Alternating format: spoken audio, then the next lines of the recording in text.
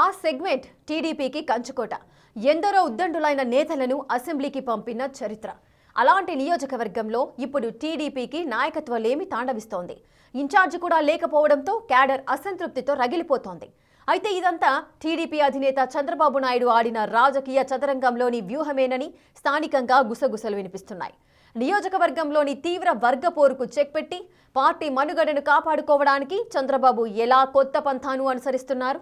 మిత్రపక్షం BJP ఎమ్మెల్యేను టీడీపీలోకి ఆహ్వానించే ఆలోచన వెనుక ఉన్న అంతర్గత వ్యూహమేంటి? Let's watch this.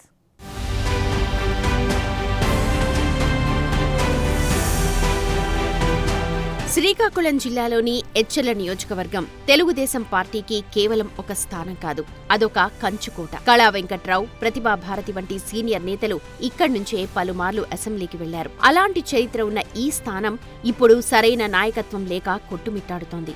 నియోజకవర్గానికి కనీసం ఇన్ఛార్జ్ కూడా లేకపోవడంతో క్షేత్రస్థాయిలోని టీడీపీ క్యాడర్ తీవ్ర అసంతృప్తికి లోనవుతోంది.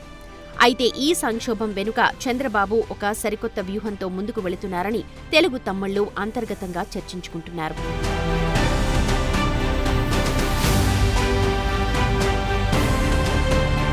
ఎచ్చెర్లలో టీడీపీ ఎదుర్కొంటోన్న అతిపెద్ద సమస్య వర్గపోరు. 2024 ఎన్నికలకు ముందు నుంచే ఈ వర్గపోరు నడిచింది. దాని కారణంగానే చంద్రబాబు వ్యూహాత్మకంగా అడుగులు వేశారని స్థానికంగా చర్చ నడుస్తోంది. ప్రధానంగా కళా వెంకట్రావు వర్గం, కలిశెట్టి అప్పలనాయుడు వర్గం టికెట్ కోసం పోటీపడ్డారు. వీరిద్దరిలో ఎవరికి టికెట్ ఇచ్చినా రెండో వర్గం సహకరించదని చంద్రబాబు భావించారు.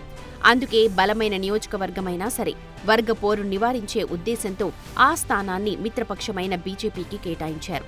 బీజేపీ నుంచి పోటీ చేసిన ఈశ్వర్రావు సునాయాసంగా గెలుపొందారు.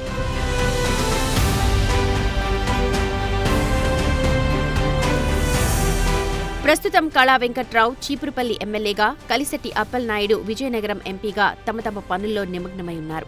అయితే నియోజకవర్గంలో వీరి రెండు వర్గాలకు చెందిన క్యాడర్ బలంగానే ఉన్నా వారిని నడిపించే నాయకుడు లేక పార్టీ కార్యక్రమాలు నామమాత్రంగానే జరుగుతూ ఉన్నాయి. ఈ పరిస్థితుల్లో చంద్రబాబు ఇన్ఛార్జిని నియమించడానికి ఆసక్తి చూపించడం లేదు. రెండు వర్గాలకు చెందిన వారిలో ఎవరిని ఇన్ఛార్జిగా నియమించినా మరో వర్గం సహకరించే అవకాశం లేదు.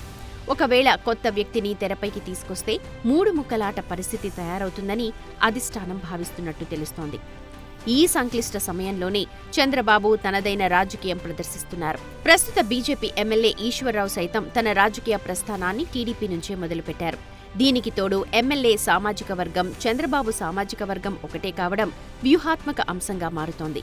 భవిష్యత్తులో ఈశ్వర్రావుతోనే ఎచ్చెర్ల రాజకీయం నడిపించాలని చంద్రబాబు ఆలోచిస్తున్నట్టుగా గుసగుసలు వినిపిస్తున్నాయి. అవసరమైతే ఆయనకు టీడీపీ కండువా కప్పే ఆలోచన కూడా ఉందని తెలుగు తమ్ముళ్లు చర్చించుకుంటున్నారు.